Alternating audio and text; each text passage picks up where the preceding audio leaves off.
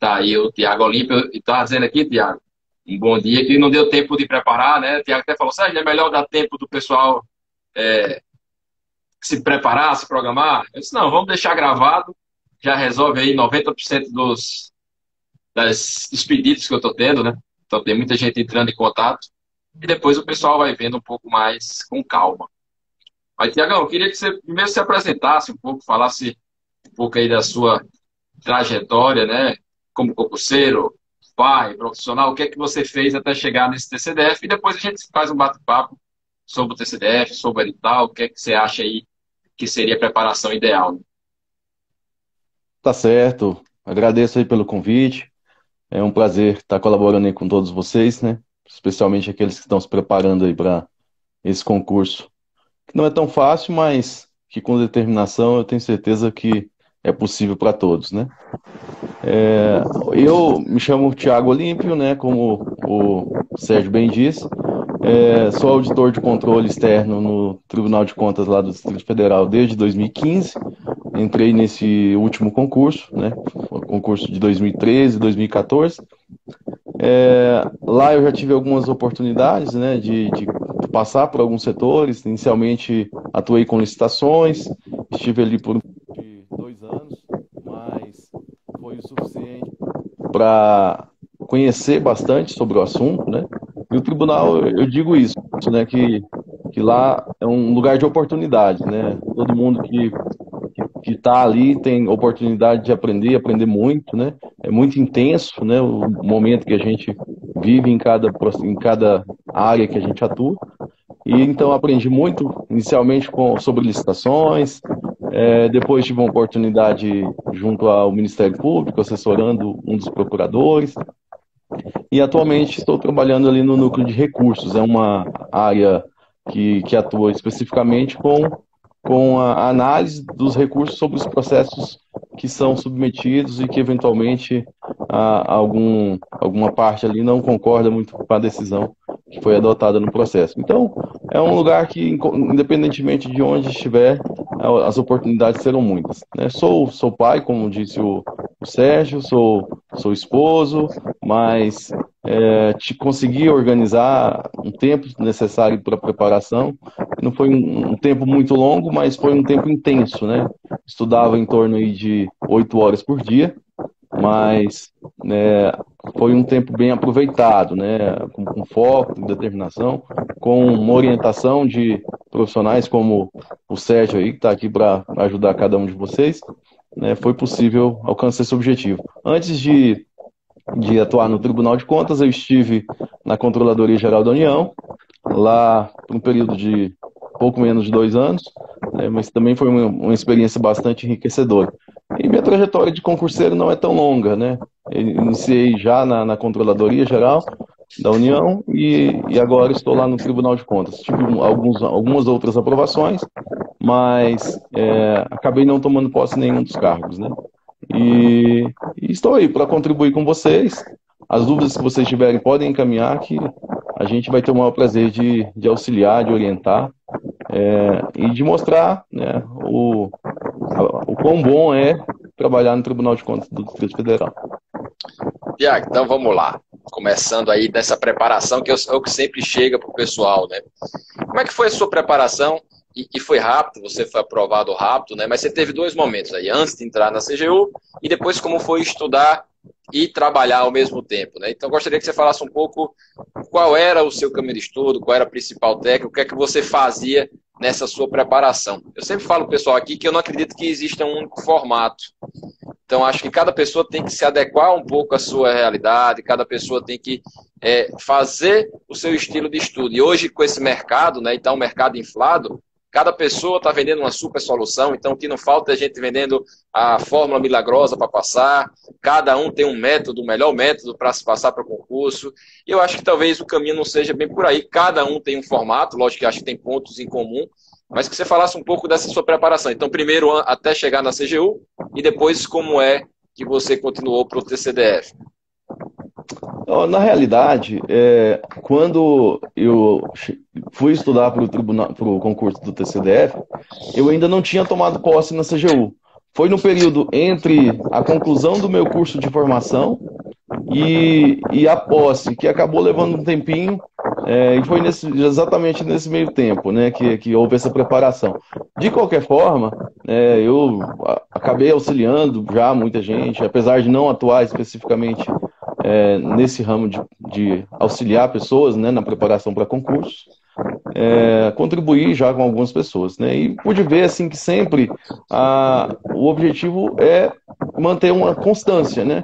E foi o que eu fiz, apesar de não estar conciliando com o trabalho, eu acho que a chave está aí, né? Nessa constância, nessa nessa rotina, né? A gente precisa criar o hábito e criar uma certa rotina de estudos com um tempo determinado e obviamente que isso vai requerer abrir mão, como eu fiz, né? Abrir mão de muitos momentos com a família, abrir mão de momentos com amigos, mas isso é bastante recompensador quando a gente acaba olhando para trás e vendo os resultados, né?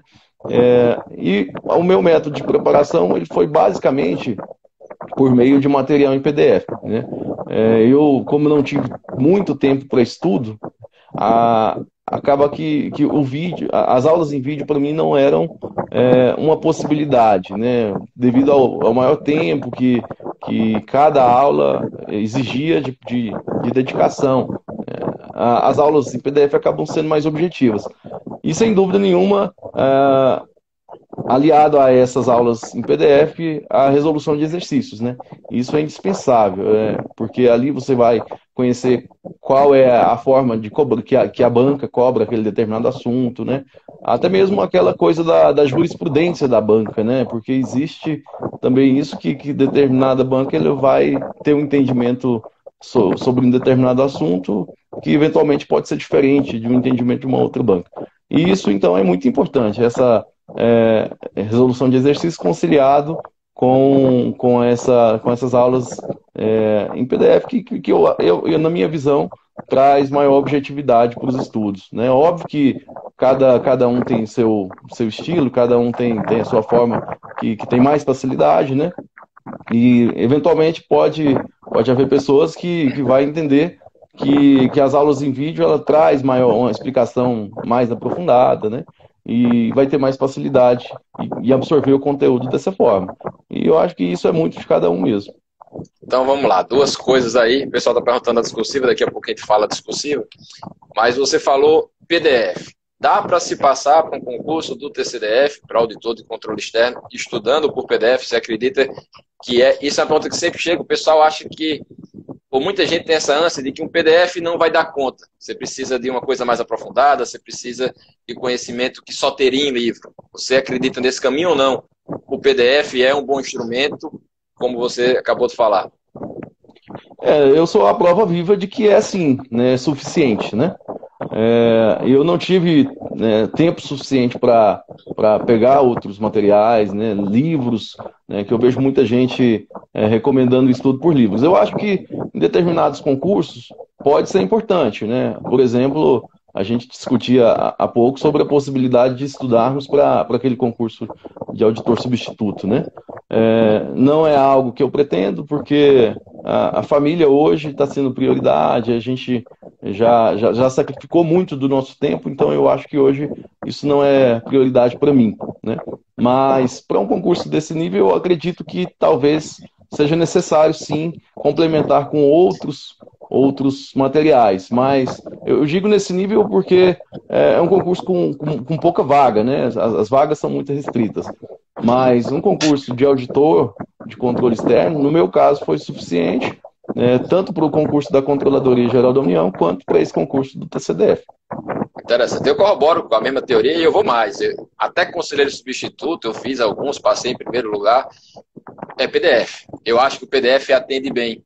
Acho que muitas vezes a gente complica no concurso, né? A gente acha que o concurso é mais difícil do que é. E você termina, é o que eu bato sempre com o pessoal aqui. Você passa em concurso com as questões fáceis, com as questões medianas. Questão difícil, quem estudou erra, quem não estudou acerta também, é uma loteria. Então, o importante é que você não erre o que sabe. E aí muita gente, nessa ânsia de querer saber demais, se torna um grande especialista numa matéria e vai abaixo na média nas outras, né? Então, acho que assim, o que foi, eu digo sempre, o meu maior ponto forte foi ser acima da média na grande maioria, mas eu nunca fui o melhor em nenhuma matéria. Então, sempre tinha um cara que sabia mais constitucional, um que sabia mais administrativo, mas eu pegava ali e fazia um pontinho a mais do que a média e consegui chegar nesses concursos que a gente fez. Então, eu concordo com você nesse caminho. A outra coisa que você falou, jurisprudência da banca. Saiu o concurso, né? Retomou o concurso CESP. Faltam aí 3 meses, sei lá, 4 meses para a prova. Você só faria questão da CESP? Como é que você se prepararia com relação a isso da banca? Sim, com minha pouca experiência no ramo de concurseiro, mas com alguns ensinamentos absorvidos aí, eu acredito que esse caminho seria o melhor, de focar nas questões da banca. Até porque é muito farta, né? Assim, a gente vê que eles têm questões para tudo, e eles costumam seguir sempre, né, uma determinada linha, né? E isso faz com que a gente conheça, né? Até mesmo as formas de cobrar determinado assunto, e até mesmo aquela nuance que às vezes passa ali na hora da prova, né, desapercebido.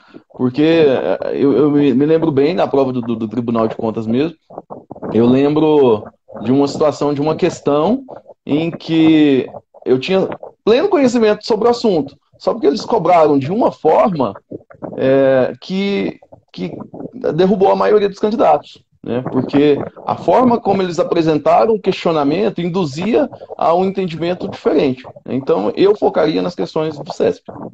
Isso que você falou é muito interessante mesmo. Acho que CESP tem muito essa característica, né? E várias questões, eu me via quando eu estava fazendo concurso, eu tinha 2 caminhos para seguir na questão. Algumas vezes, mesmo sabendo a questão, eu resolvia deixar em branco. Eu dizia, ó, eu não consigo aqui definir qual o padrão dela. Então, eu cheguei nessa até que eu dizia, não, se chegar num ponto que eu não consigo ter um padrão para trás do que eu resolvi, e eu consigo ter 2 respostas, eu deixava em branco. Preferia que não arriscar. E as poucas vezes que eu arrisquei, e o concurso TCDF foi o primeiro concurso que eu fiz para a área de auditoria. Então, eu não tinha visto ainda muito contabilidade, e sempre nesse caminho de achar que as coisas são impossíveis. Esse aqui, para mim, foi o que sempre me atrapalhou em algum concurso. O pessoal dizia que era muito difícil. Não é que seja um concurso fácil, mas eu resolvi chutar tudo de contabilidade. E eu fiquei por uma questão na específica e não passei para a discursiva no cargo de autor de controle interno. Então, voltando para trás hoje, eu nunca mais faria uma prova pro tudo ou nada. Se eu tivesse ido na média, eu teria passado e teria passado muito bem colocado. Com minha pontuação geral, eu acho que eu estava em 8º. Só que, por uma questão no ponto de corte, eu fiquei de fora, né? Então, entender bem a banca, eu acho que é importante, e concordo com você que a preparação daqui para frente seria interessante você fazer dentro da Sebrasp. O pessoal está perguntando aí 200 questões, né? O que seria seguro deixar em branco? Você deixava em branco, não deixava em branco, isso é interessante. Tem gente, né? Tem até um cara aí do TCDF, né? Não lembro o nome dele, que ele criou uma metodologia que é quebrando a banca. E ele tem toda... Não sei se você sabe o nome dele direitinho, mas ele inventa toda a teoria de como você derrubar a CESP e ganhar e passar sem estudar, né?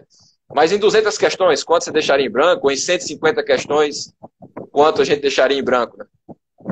Olha, eu já tive algumas opiniões a respeito disso, mas a opinião mais sensata que eu já tive até hoje foi, na minha opinião, assim, olhando e analisando todas as experiências de outras pessoas também, né? Que em torno de 15%. Né? Esse é um número que eu acho razoável, foi o que me disseram, e depois analisando o caso de outras pessoas que já deixaram mais ou menos esse número em branco, acabaram tendo sucesso. Inclusive, a nossa colega lá, Janaína, né, primeira colocada no último concurso, ela passou dessa forma, ela não respondeu absolutamente nenhuma questão que ela não tinha certeza. Mas eu não me recordo ao certo número. Mas esse percentual de 15% eu acho que é bem razoável, na minha opinião. É interessante, porque eu não tinha fechado assim, mas quando eu fazia, a maioria das provas era 120, né? Então eu me lembro que de 120, meu cálculo era fazer 110. Ou perto disso, né? Podia ter um pouquinho mais, um pouquinho menos. E estaria talvez ali ao redor de 10% em branco. Então, quando eu tinha muita dúvida, mesmo questões que eu sabia, eu acho que o Sebrasp, o ruim do Sebrasp para mim é isso. É que tem questão que você sabe. Você só não sabe qual o caminho que o infeliz da banca está querendo que você siga. Né? Você tem certeza de todos os caminhos, Mas ali, então eu deixava, muitas vezes essas até que eu sabia demais, eu deixava em branco para não subtrair meu ponto, né? Eu acho que o Sebrae tem um pouco de jogo, mas conheço também pessoas que fazem o inverso, que balanceia a prova, né? Então, estava faltando ali 10 certo, preenche tudo com certo, partindo do pressuposto que a prova vai estar quase que meio a meio. Eu confesso que eu nunca tive coragem de fazer isso, e eu digo sempre para meus alunos, calibrem a sua mão, descubra se o seu é 15, se o seu é 10% em branco, descubra se você vai preencher tudo, mas tenha treinado isso antes em várias provas. Você não vá para a sua prova dos sonhos para você chegar lá e inventar uma teoria. Às vezes que eu fiz isso deu errado, o MTCDF foi um exemplo. Ainda bem que na época eu tinha vários cargos, eu também passando no outro cargo, mas se não fosse isso, não teria funcionado, né? O pessoal perguntando essa questão de ser mais ou menos a metade das questões na Sebrasp, se tem base. Tem base sim, se a gente pegar aí os últimos concursos, acho que todos os concursos, ela dá uma balanceada para evitar o quê? Que um cara que só chute certo passe, né? Mas nem sempre é meio a meio. Então não é 50% de um, 50% do outro. Mas tem um certo equilíbrio, você pode ter ali 60, 40, mas eu não me sinto confortável em fazer isso, arriscando ter errado algumas e errar mais essas que eu joguei, né? E aí você estaria fora do concurso. Uma outra coisa, Tiago, prova discursiva. Hoje lá no Direção, estou à frente da questão do trabalho de prova discursiva, eu faço correções de prova discursiva, e a gente tem muita gente lá que hoje trabalha nesse ramo, né? Mas assim, o concurso do TCDF teve um problema, ou teve uma característica nos seus últimos concursos, que foi a prova discursiva ser uma grande peneira. Muita gente boa ficou de fora por não ter feito o mínimo. Qual é a sua visão dessa prova discursiva? Qual é o grande problema? Onde é que está o grande erro dessas pessoas que não passaram e talvez o grande acerto de quem conseguiu chegar lá? Eu não vou ousar a falar sobre qual seria o erro ou o acerto deles, né? Mas eu vou falar sobre o que eu costumo fazer, né? Qual é a minha postura frente a essas provas, né? Sempre que eu me deparo com uma questão discursiva, né, principalmente o parecer, que é aquilo que a gente tem que ser submetido ali na prova para auditor controle externo, né? Fora as duas questões discursivas que são colocadas também, né? Mas o parecer que a gente acaba tendo que elaborar, ele vem com alguns pontos que devem ser tocados, né? E esses pontos a gente acaba tendo que se ater de uma forma bem precisa em relação a cada um deles, né? E se eventualmente a gente deixa de abordar algum daqueles pontos que são propostos, a gente já perde uma pontuação relevante, né? E fora isso, é aquela coisa, no caso do parecer, de buscar resumir adequadamente, relatar, fazer a parte de relatório do processo, né? Sem deixar nenhum fato também que é trazido ali na proposta, né? De fora. Então, resgatando tudo isso, todos esses pontos da situação fática proposta ali, né? Colocando cada um desses pontos na parte de relatório e na parte da análise, trazendo, resgatando cada um dos questionamentos, respondendo cada uma daquelas questões, aquelas perguntas que ele acaba colocando de uma forma completa, eu acho que o mínimo, né, a gente consegue garantir. A partir daí, obviamente, vai estar o conhecimento, né, a respeito de cada um daqueles pontos, né, o embasamento jurídico que é apresentado, né, mas eu acho que para garantir esse mínimo é muito mais essa estrutura, né, que a gente acaba tendo que observar. Você concorda? Vamos lá. Essa questão do parecer, uma coisa que sempre aparece, a pessoa pensando se é parecer e peça técnica é a mesma coisa. Peça técnica é o grande nome que pode ter um parecer, pode ter um relatório, né, pode ter uma informação, mas o pessoal de controle interno, até no tribunal, é outra maluquice, né? A gente tem, e é o setor que eu estou trabalhando hoje, né? A Diplan criou um manual de redação. Eu acho que é o único tribunal do país que os alunos no concurso têm que seguir um manualzinho com o título lá, assunto, ementa, tem toda uma estrutura que no último concurso, inclusive, valia uma pontuação razoável, né? Mas eu concordo com você e acho o seguinte, que um grande erro também dos alunos é esquecerem de abordar o que está certo. Então, muitas vezes, na análise do caso, né, da situação fática, tem coisa que está correta.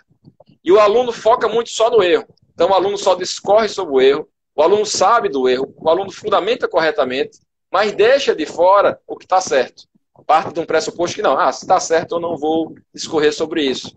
E aí ele termina perdendo ali pontos importantes, né? Então acho que não tem segredo em peça técnica, a peça técnica é um grande bicho-papão para o pessoal, mas eu concordo com você e adicionaria que TCDF tem essa, digamos assim, essa frescurinha de você seguir um manual de redação, mas com uma estrutura mais ou menos básica que você usa em todo canto, também você já ganharia algum ponto, né? Então você não precisa decorar aquele manual maluco. E aí eu pergunto, você decorou o manual? Como é que você fez sua preparação com relação a esse manual de redação? Não, eu procurei sim me ater, né, de forma completa ali ao que o manual prescrevia, e não é algo difícil, né? A gente precisa ter em mente ali quais são os pontos, né? Mas é algo que dá para absorver de uma forma tranquila. E vale a pena, né? Porque sai algo muito mais condizente ali com o que a banca vai esperar naquele momento, né? Com o que aquele corretor vai buscar avaliar, né? E então sim, eu perderia sim esse tempinho. Eu nem diria que seria uma perda, seria um investimento aí. Investimento. Né, em absorver, em internalizar essa estrutura que é exigida ali no manual. E aí a gente tem muitas estruturas no manual, né? Você elencaria alguma que seria mais importante? Porque aquele manual tem estrutura para tudo. O que é que você apostaria, né? O que é que cai para um autor de controle externo? A estrutura da informação, por exemplo, é algo praticamente certo, né? Porque a informação hoje ela tem uma estrutura que ela é aproveitada para quase todas as demais peças, né? A gente vê o parecer que acaba apresentando aquela estrutura de ementa, de data, de número ali do parecer, da informação que quer que seja, né? E aquele fecho, né? Toda essa parte estrutural, ela é mais ou menos comum. Então, eu acho que essa estrutura da informação, ela já consegue abrir um leque bastante interessante aí. Já garante pelo menos uma boa pontuação, né? Mesmo que talvez você não feito de 100%, mas você vai ali no caminho correto, né? Exatamente. O pessoal está perguntando disciplina para a prova discursiva, né, a Tânia? Quais disciplinas você diria que são as mais importantes? O que é que você vê caindo numa prova discursiva, né? A prova discursiva, no Tribunal de Contas, né, eu apostaria muito no tema de licitações e contratos, né? É um tema que, inclusive, foi o assunto ali da última peça técnica, né, do concurso de 2014. E eu vejo sempre isso presente em outras provas de tribunais de contas. Agora, um tema que ultimamente tem estado bastante em voga é o tema da administração pública, né? Eu, sinceramente, um pouco, para mim hoje é difícil um pouco de opinar a respeito disso, já que eu estou muito tempo aí sem estudar, né? Mas eu acredito que esses dois temas são temas importantes e que têm grandes chances de serem cobrados. É interessante, por exemplo, no edital inicialmente tinha ficado direito administrativo de fora e depois retificaram, né? E logo quando saiu o edital lá atrás, eu dizia, eu não vejo como isso não ser mudado. Se não for mudado, eu não acreditaria que tem uma questão que não caia direito administrativo de alguma forma. Você vai ter controle externo, você vai misturar a AFO, você vai ter alguma coisa da LRF, muito provavelmente. Mas você mistura isso com a licitação, então eu imagino que venha uma questão que seja uma questão, digamos assim, híbrida, né? Uma questão que beba um pouquinho em cada matéria. Mas o que eu digo sempre para os alunos, e aí é a minha pergunta, você falou que é importante se preparar, como é que você treinou discursivo? Você fazia discursiva todo dia? Você não treinou discursiva, chegou lá, fez a primeira? Como foi o seu treino discursiva? Qual era a frequência que você fazia na sua época? Ou não fazia, se for o caso, né? No meu caso, como eu disse, assim, minha situação foi um tanto peculiar, né? Dada essa circunstância de não ter muito tempo, né, para preparação, né? Mas eu busquei me aprofundar nos assuntos enquanto estudava a parte, digamos, objetiva da prova, né? E a parte da estrutura da peça, obviamente também, né? Mas não tive tantas oportunidades de treinar, né? Mas eu busquei ali na véspera da prova, sempre, fazer algumas peças. E aí propunha assuntos, né? Buscava alguns assuntos que eu via ali com maior probabilidade de serem cobrados e trabalhava em cima daqueles assuntos fazendo alguma redação. E outra coisa também, né? Eu acho que essa coisa que na época eu acabei não tendo nem tempo suficiente para isso, mas essa coisa de você fazer uma peça, uma proposta ali e submeter a alguém para que essa pessoa consiga te orientar, te apontar ali caminhos, né? E o que eventualmente precisa ser melhorado, eu acho que isso é muito importante, né? Porque a gente acaba tendo a oportunidade de ser criticado, né, de uma forma construtiva e ver aquilo que realmente a gente precisa evoluir. Então, eu acho que é mais ou menos por aí. Obviamente que se a gente tem tempo suficiente, como agora a gente vai ter, né, para quem for estudar para o concurso do TCDF, acho que são quase 4 meses, né, até a prova. Eu, Finalzinho de fevereiro. eu acho que vale a pena, sim, estabelecer uma certa frequência para elaborar propostas e, se possível, submeter a quem possa orientar, né? Olha, tem gente fazendo a contagem igual a preso, 85 dias, vai riscando na paredinha. O pessoal aqui é profissional em medição. Esse dia eu estava conversando com um aluno, eu tenho alguns trabalhos de coach que eu faço uma sessão única, que eu digo, né? Um momento ali que a gente conversa, cerca de 1 hora, e a gente vai tentando orientar o aluno nesse estudo.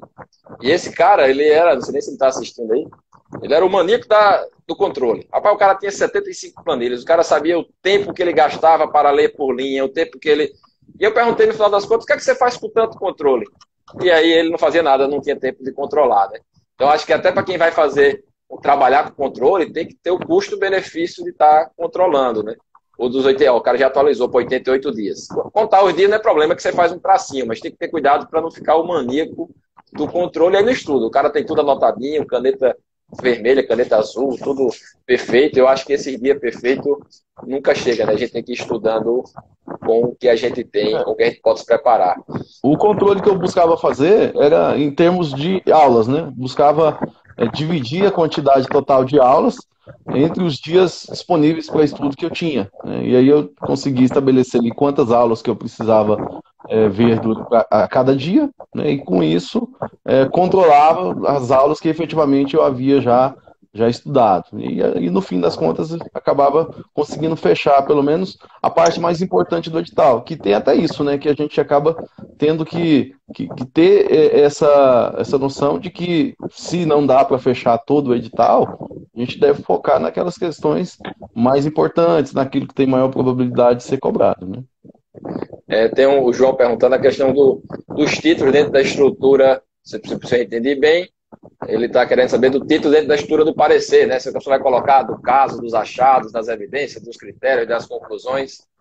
João, eu acho que você não precisa ir para tanto título assim. Você pode colocar relatório, você pode colocar a parte da análise do mérito, você pode botar a conclusão, ou você pode nem colocar, mas você tem que ter essa estrutura dentro, né? Porque se você for gastar linha colocando milhões de títulos, lá se vão 10, 15 linhas com título que não agrega, né? Então, fica organizado? Fica, mas a gente tem pouca linha. Quando a gente termina estudando, você vai ver que você vai ter muito conteúdo, tem vezes que falta espaço, né? Essa é outra coisa que eu queria ver a sua opinião também, Tiago. O espaço é muito para escrever ou é pouco? Qual é a sua percepção? Você no começo tinha dificuldade, depois sobrava espaço, faltava espaço? Como é que você lidava com isso? Então, eu acho que o espaço, ali são 60 linhas, salvo engano, né? 50. Esse espaço, 50. Esse espaço eu acho que ele é bem adequado, né? Porque a gente tem uma parte de relatório. Essa parte de relatório não depende de conhecimentos, né, sobre o assunto. Você vai simplesmente trazer daquela situação que foi dada quais são os pontos importantes, relevantes para a sua análise. E a partir dali, você deve consumir pelo menos 20 linhas, né, para estruturar essa parte de relatório. Então, eu acho que realmente não dá para perder linhas, né, colocando esses subtítulos, e ao mesmo tempo conseguir espaço suficiente para apresentar a resposta a cada um daqueles quesitos que são trazidos ali pelo examinador. Interessante isso aí. com relação ao relatório, eu vou abrir a discordância. Eu sempre sugiro, e sempre foi essa minha técnica nas provas, era fazer um relatório um pouco menor, então gastar ali 5, 6 linhas, resumindo a história, e fazer na análise do mérito o bate-pronto com cada um dos quesitos, dos achados que foram falados, né? Para tentar ter mais espaço para discorrer. Então, assim, eu sempre busco privilegiar o conteúdo. Então, como o relatório é uma transcrição do que está lá, minha preocupação sempre foi, e deu certo, né? Não quer dizer que vai dar certo nessa prova, mas era mostrar que eu sei que precisa de um relatório. Mostrar que eu sei que precisa fazer aquilo dentro da estrutura. Então, dava uma resumida bem rápido no caso. E aí, quando eu ia fazendo a análise dos fatos, dos achados, eu ia passando um por um, e sempre com essa preocupação de indicar o certo ou o errado, né? Eu acho que onde o pessoal peca muito é não falar do que está certo, porque acha, isso aqui é muito fácil.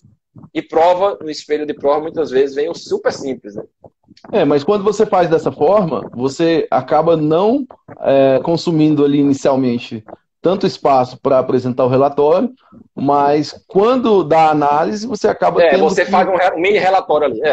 Deixa de ser a mesma coisa, né?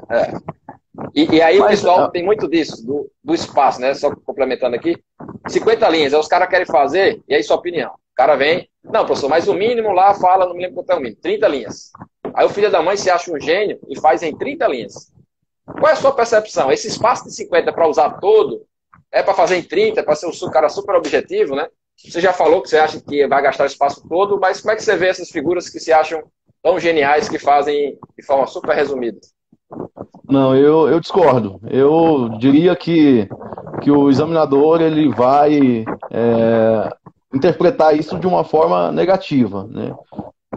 Eu, pelo menos, interpretaria, né? Porque acaba que se a gente gastar, que sejam 5 linhas para essa parte do relatório e permitir aí, e utilizar outras 25 na parte da análise, né, se a gente supondo que são 5 quesitos ali que vão ser trazidos, né, a gente está falando em 5 linhas para cada quesito, ou menos, né? Porque ainda tem a parte da conclusão. Da né? conclusão, do encaminhamento, do encaminhamento. Exatamente. Então, eu não concordo, eu acho que dessa forma a gente vai deixar a análise um tanto superficial, e o que o examinador quer é isso, né? Que você use aquele espaço e apresente e demonstre que realmente você domina aquele assunto. Sim, aí o João perguntando aqui, né? Aparece. Antes, perguntaram a questão do quem é da assinatura do direção do ilimitado. Os cursos com correção não fazem parte. O curso de teoria está lá, PDF, videoaula, mas o curso de correção, que seria mais ou menos o que o Tiago falou, que você faz a questão, manda para eu corrigir, eu lhe dou o feedback, e é onde muitas vezes os caras ficam chateados, né? Porque vem um cara que faz em 30 linhas, eu boto para lascar, digo, bichão, você jogou a toalha antes de acabar o concurso, não precisa nem fazer. Se você tá achando que você é tão gênio, que com 30 linhas você consegue fazer do cara de 50, é melhor rever esse seu pensamento, né? Então, o curso com discursiva com correção não faz parte. Quem quiser também só correções avulsas, me procura aqui no Instagram, que a gente também faz esse trabalho sem aí a teoria, né? E aí, outra pergunta que veio aqui, o cara falou lá, tem 5 tópicos. Um dos tópicos eu não sei. Eu deixo em branco e respondo só os outros 4, ou respondo esse que eu não sei? Boa pergunta, né? É algo que realmente é difícil. Acho que é até uma loteria, né? Porque eventualmente você não sabe de uma forma precisa, mas você tem uma noção, né? O seu conhecimento no todo te permite ter ali mais ou menos uma ideia do que seria a resposta adequada para aquele ponto, né? Então eu, particularmente, até no próprio concurso do Tribunal de Contas, aconteceu isso comigo, né? Em um dos pontos eu não tinha plena certeza sobre aquele assunto, eu acabei respondendo ali da forma que eu achava que seria a lógica da coisa, né? Digamos, fui pela intuição, né? E acabou dando certo, né? Até aquele ponto eu não falei da forma como deveria, mas a resposta em linhas gerais acabou sendo adequada e me garantiu um mínimo de ponto ali para aquele ponto, para aquele quesito, né? Bom, e eu vou concordar aí com o Tiago, disse, nunca deixaria em branco numa prova discursiva. Muitas vezes, e boa parte dos quesitos, tem vezes que você não tem certeza deles todos. Você tem uma intuição, um caminho que você acha que é certo. Então, sempre apresenta o caminho. Talvez se você não tem tanto conteúdo para um tópico, você responda de uma forma mais sucinta, deixe mais espaço para os outros, mas aborde. Tenta o caminho. Toda pergunta vai ser certa ou errada. Então, um achado que foi apresentado, aquilo está de acordo com a lei ou não está de acordo com a lei. Você escolhe um dos caminhos e pode ser que você seja sorteado, pode ser que você não ganhe 100% do quesito, porque faltou determinada informação, mas você trouxe boa parte ali das informações que foram solicitadas, né? Então, também concordo com relação a isso. Aí o Vitor chegando. Outra coisa, Tiago, dentro dessa preparação, né? Você falou que você não treinou muito discursiva. Qual foi a matéria que você deu mais importância, ou como é que você balanceava essas suas matérias? Você falou que você pegava lá a quantidade de aulas e ajeitava seu dia para estudar aquela quantidade de aulas. Mas você chegou a deixar, por exemplo, alguma matéria de lado e aquela matéria não foi olhada e deixou em branco? Ou não? Você é daqueles caras que tem que ver tudo que está no edital? Olha, no concurso da CGU, sim, né, isso aconteceu, até porque era um concurso mais extenso, né, era um edital mais extenso, mas lá era possível eu tomar uma decisão mais fundamentada em relação a quais matérias deixar de estudar, porque eram disciplinas com pesos diferentes, né? Então, Sim. aquelas disciplinas com menor peso, eu acabei não priorizando. Mas no Tribunal de Contas, eu acho que isso não é possível, né? Devido à banca, né? Devido à metodologia que é proposta, né? Que uma matéria que eventualmente a gente deixe de estudar, ela acaba sendo muito importante e aqueles pontos vão custar muito, né? Mas, por outro lado, eu não sei como está o edital desse ano, vocês me digam aí, se eu estiver falando alguma besteira, mas sobre a matéria de economia especificamente, eu tenho uma visão um tanto própria, né? Que eu acho que aquilo ali, pelo menos a parte de macroeconomia, que é algo, pelo menos assim, na maior parte, para a maior parte das pessoas, é algo muito distante, né? Então, essa é uma matéria que, eventualmente, eu acho que daria para dar uma olhada ali de uma forma mais superficial. Mas, fora essa, as demais, eu acho que não dá para deixar de estudar nenhuma, não. Eu complementaria, nesse concurso, né, tem economia, mas se eu fosse estudar, estivesse estudando para ele, acho que uma que eu deixaria um pouco de lado ali, eu estudaria com menos força, é matemática financeira e finança corporativa. É um mundo, assim, quando eu estava para concurso, meu foco era sempre ter um pouco de matéria que eu pudesse aproveitar em outro concurso, né? E finança corporativa ou matemática financeira é pouco aproveitável, né? Então eu gastaria menos tempo, mas eu acho que aquele aluno que está focado, aquele aluno que se prepara para isso, que está ali dedicando suas horas do dia para esse concurso, realmente tem que pegar o edital como um todo, talvez gastar um pouco mais de energia numa ou noutra matéria. E eu fiz isso no TCU. No TCU eu não estudei estatística, deixei todo em branco. E é uma história interessante, né? Sou formado em engenharia, não tenho dificuldade com número, mas eu achava que o custo-benefício de eu me aprofundar em estatística era pequeno. A estatística do TCU vinha pesada. Aqui eu acho que a estatística está um pouco mais leve nesse TCDF, pelo menos em edital. Então era cálculos difíceis, que eu ia gastar muito tempo, eu ia acertar, mas eu ia perder a energia de acertar algo de direito, que é só ler uma historinha, né, digamos assim. Só ler um livro, não tinha que calcular, não teria que... Então eu preferi não focar. E um colega meu que fez doutorado na França, fez o mesmo ponto que eu em estatística. Ele zerou, ele acertou uns erros e eu deixei em branco. Então não gastei tempo. E eu acho que muitas vezes tem esse caminho. A gente tem que ter cuidado para não gastar muita energia. Se é aquele cara que odeia escrever, calcular, não consegue calcular nada, talvez não valha a pena o cara se aprofundar demais aqui. Se ele acertar todos os direitos, essa matéria vai poder entrar naqueles seus 15% em branco, né? Naqueles 10%, sei lá, ou naqueles 20%. Agora, o problema é, você tem que acertar o resto. Eu digo, a gente não passa por não saber calcular, você passa por errar direito constitucional. Agora, acertar tudo direito constitucional não é fácil, ainda mais nessa banca que tem as suas peculiaridades, né? Então, é isso que eu acho. Acho que dá para deixar alguma coisa em branco, né? E aí faltam 3 meses para a prova. Um cara que só, entre aspas, estuda, você sugeriria que o cara estude quantas horas por dia? De Olha, domingo a domingo? Descansa no domingo igual a Jesus Cristo? Descansa sábado e domingo? Qual é a teoria ali? então, quando eu estive estudando, o meu tempo era só para o estudo, né? Então, eu acabei vivendo o que muita gente hoje tá vivendo em relação ao foco, né? Focado 100% nos estudos. Nesse cenário, eu diria que estudar das 8 às 18 seria, acho que o ideal. Você não vai acordar tão cedo, né, a ponto de, eventualmente, né, ficar cansado durante o dia, né, e, ao mesmo tempo, vai aproveitar bem o dia, porque chega um determinado momento também que deixa de ser produtivo, né? Você pode ler que você já não consegue absorver todo aquele conteúdo mais, né? Chega o momento do seu limite mesmo. Então eu acho que das 8 às 18, procurando tirar uns intervalos ali nesse meio tempo, né? Acho que no fim das contas, conseguindo aproveitar pelo menos umas 7 horas líquidas, eu acho que é um bom tempo, né? Desde que a pessoa, obviamente, já venha com uma preparação prévia, né? Então, eu acho que consegue revisar todo o conteúdo, né?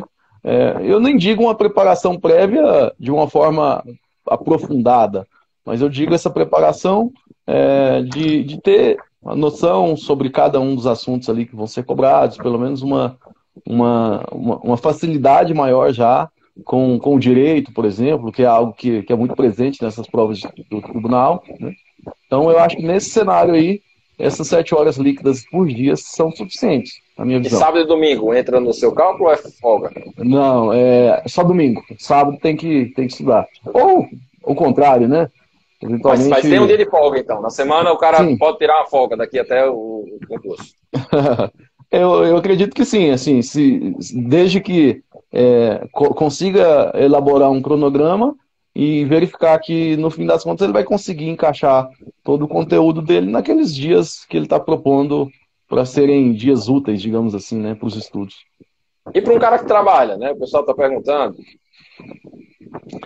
Eu acho que depende muito da jornada, né? Mas vamos dizer aquela jornada mais habitual, né? Que seria 8 horas diárias, né? Eu acredito que nessa situação não dá para ter domingo, não. Nesse caso aí, o sábado e o domingo seria integral para dedicado aos estudos, né? E durante a semana, no mínimo umas 4 horas também precisaria. Eu sei que seria algo muito difícil, né?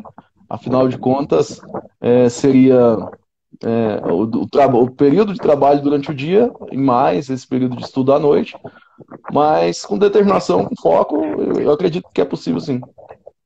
E aí vamos só responder o pessoal perguntando na live, vai ficar salvo aqui lá no YouTube. Mas aí você falou uma coisa que eu fico intrigado. Por que você me diz que o cara que trabalha não vai ter domingo? E o cara que estuda, você deu um domingo? E se esse cara que estudasse não tirasse o domingo, ele não chegaria mais preparado na prova? Porque vamos lá, eu tenho uma figura que trabalha o dia todo, você mandou o cara estudar mais 4 horas por dia, então o cara ficou de 8 às 18, ficou mais 4 horas estudando à noite, e final de semana você mandou ele estudar sábado e domingo. Aí eu tenho outro que só, entre aspas, trabalha de 8, estuda de 8 às 18, não estuda à noite, e você ainda deu o domingo para essa figura. Eu não poderia mudar essa figura para trabalhar? Qual é a questão aí?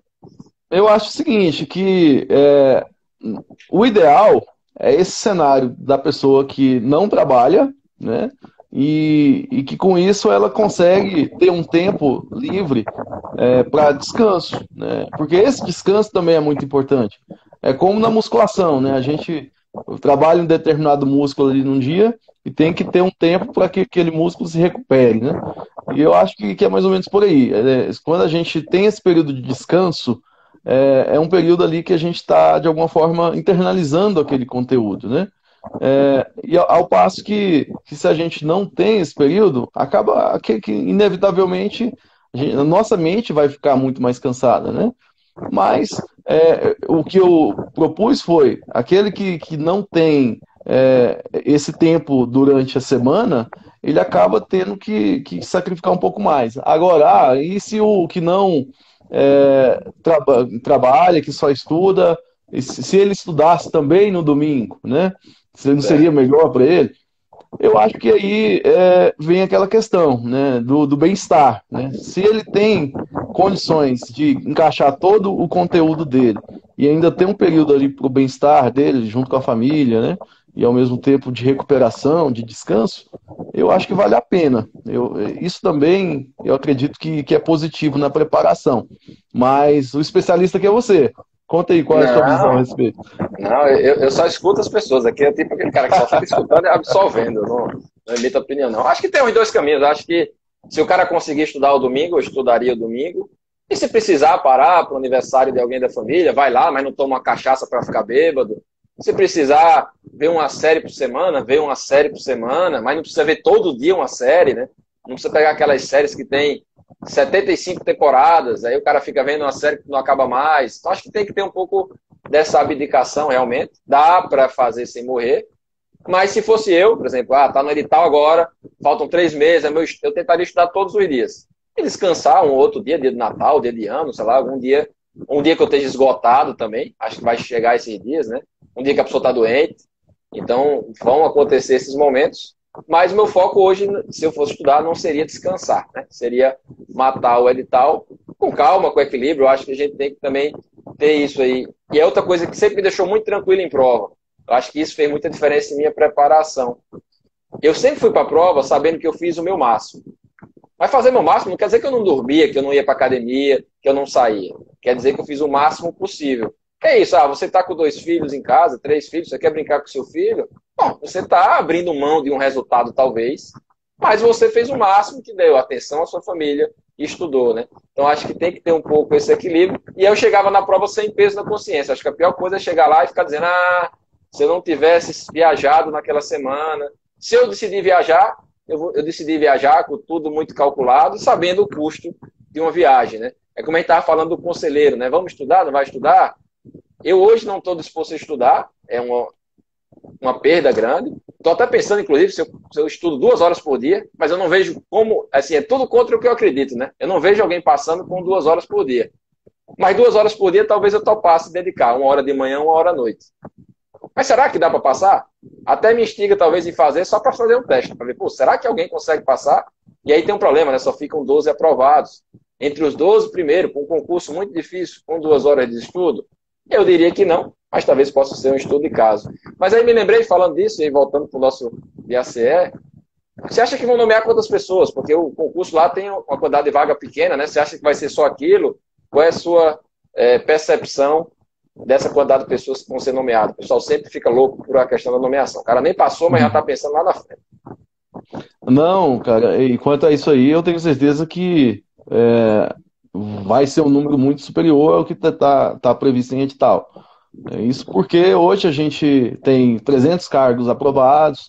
Até essa semana, conversando com um colega que está prestes aí a se aposentar, e a gente já fazendo algumas projeções ali do prejuízo que isso vai trazer a médio prazo, né? Não estamos nem falando algo muito distante, não. Vão ser muitos desfalques nesses próximos anos, né? Então hoje a gente tem 230 desses 300 cargos apenas providos, né? Então, são 70 cargos já vagos, e fora as aposentadorias que devem ocorrer. Digamos que durante 4 anos que fica vigente esse concurso, são 2 mais 2? 2 mais Eu não 2. cheguei a ver. Acho que são 2 mais 2, também não lembro de cabeça, mas deve ser. Então, sendo essa situação, a gente está falando aí pelo menos de mais umas 50 aposentadorias nesse meio tempo, né? Então, 50 aposentadorias, a gente vai ter um total de 120 cargos vagos. Obviamente que isso vai depender de previsão, de disponibilidade orçamentária, mas havendo essa disponibilidade, a perspectiva é muito boa. Os últimos concursos, inclusive, chamaram todo mundo que ficou aprovado, né? Sim. Então, acho que as pessoas têm grande chance aí de chegar realmente e ser passado, né? O El está perguntando, fazendo 2 possíveis por semana, boa quantidade. Eu acho que sim, acho que tem tempo aí para a prova, dá para treinar. Se for possível, treine com alguém corrigindo do outro lado, acho que isso dá um bom feedback. Eu fiz isso quando eu me preparava. Esteja preparado para alguns puxões de orelha, acho que faz parte. É melhor sofrer na preparação do que sofrer na hora da prova, né? O Luiz está falando que é 2 mais 2. E é interessante, estar fazendo um relatório esses dias, né? Para o relatório agora de gestão da presidente, está fechando aí. E a gente estava vendo de pessoal, aí não olhando só o cargo de auditor, mas acho que a gente saiu de 480 80 pessoas para 430. Isso colocando todos os cargos, né? Técnico, analista. Quer dizer, a gente está diminuindo muito. E aí é o problema de ter recurso ali do outro lado para que a gente consiga nomear as pessoas. Mas eu concordo com você também. Eu acho que vai ser nomeada aí uma grande quantidade de pessoas. É lutar para chegar, né? Lutar para estar entre esses aprovados. O pessoal está perguntando sobre a legislação do DF, já é a segunda pergunta até que eu vi. Eu acredito que é uma legislação que não vale a pena ser deixada de lado, porque é uma legislação muito semelhante à legislação federal, né? Então a gente está falando de lei orgânica, a gente tem ali um paralelismo muito grande com a Constituição Federal, o que acaba facilitando muito esse estudo, né? Quando a gente fala da lei orgânica do Tribunal de Contas, a gente tem praticamente uma cópia da lei orgânica do TCU, então quem já estudou para o TCU acaba tendo maior facilidade. Então, é uma legislação que eu acho que vale a pena. Agora, eu não sei, eu acredito que deve ter também aqueles conhecimentos gerais, né, sobre o Distrito Federal, porque é uma inovação recente aí, né, que os concursos do DF passaram a exigir. Aí já é uma questão que Talvez eu não não caia sei. tanto, né? Talvez não seja o grande foco, né? Exatamente. E, ao mesmo tempo, deve ter em mente o seguinte, que essas provas de conhecimentos gerais, de conhecimentos ali sobre um determinado local, elas têm também a parte de atualidade, essa parte de noticiário. Então, é um pouco mais difícil de se prever exatamente o que vai ser cobrado, né? Então, talvez essa parte especificamente eu não focasse tanto. Mas no que diz Eu respeito também. Dá uma à lida rápida, legislação, né? sim. No que diz respeito à legislação, eu me aprofundaria sim. Isso que você falou, realmente, as leis são muito parecidas, né? 840. Você vai. E aí, o que é que eu faria com preparação, né? Eu ia olhando as diferenças. O que é que eu tenho de diferença na 8.112 para 840? Qual é a diferençazinha que tem aqui entre a Constituição e a lei orgânica? Essa diferença é que o avaliador adora colocar na questão, né? É o que eu digo para o aluno, se coloque no lugar do avaliador. Você vai fazer uma prova, você vai elaborar uma questão. O que é que você vai buscar? Um exceto, uma diferença, um número, que é um negócio que não tem erro, não tem como o cara anular. Então, normalmente, as questões vão para esse caminho. E aí vale a pena a pessoa ter esse foco, né? Tiagão, a gente está já aí quase uma hora de negócio, mas eu queria que você falasse um pouquinho sobre o TCDF, né? Você falou lá no começo, e quando eu lhe procurei de manhã, e agradecer a sua participação, né? Quando, de última hora, eu disse, vou falar com o Tiago aqui, ele disse, vamos fazer, para acalmar o coração do pessoal que está aí desesperado com essa questão da prova. E o pessoal sempre pensa lá na frente, né? E você passou em vários setores do tribunal. Eu acho que isso é interessante. Pessoal, qual é a possibilidade de mobilidade? É comum essa mobilidade que você teve? Não, você realmente teve uma mobilidade acima da média? Ou a pessoa consegue escolher bem os setores que vai dentro do tribunal? É possível trabalhar com várias coisas ou não? Sempre é o mesmo trabalho? Como é que você vê isso internamente? Então, na realidade, é isso que você falou mesmo, assim, eu acho que é uma situação muito peculiar a minha, né? Inicialmente, eu estive lotado ali no departamento, num setor que cuidava da parte de licitações, né? Licitações e contratos, e acabou surgindo essa oportunidade de atuar lá no Ministério Público, assessorando um procurador, e isso abriu portas, né? Porque, de certa forma, facilitou a minha saída, porque era um convite que, em geral, esses convites de gabinete, eles são sempre aceitos, né? Há essa boa vontade por parte da secretaria, que a gente está lotado, de liberar o servidor, né? Então, facilitou um pouco, mas é possível uma certa escolha, né? No momento ali de ser lotado, havendo ali algumas áreas disponíveis. É claro que também tem a questão do perfil, né, que o próprio tribunal vai analisar, vai levar isso em conta. Então, se tem alguém já com experiência em licitações, experiência em tomada de contas, o ideal é aproveitar esse conhecimento, né, e essa experiência, né? Então, talvez nessa situação haveria um pedido ali por parte do tribunal, ou talvez até mesmo um pedido mais enfático, né, para que fique em determinado local.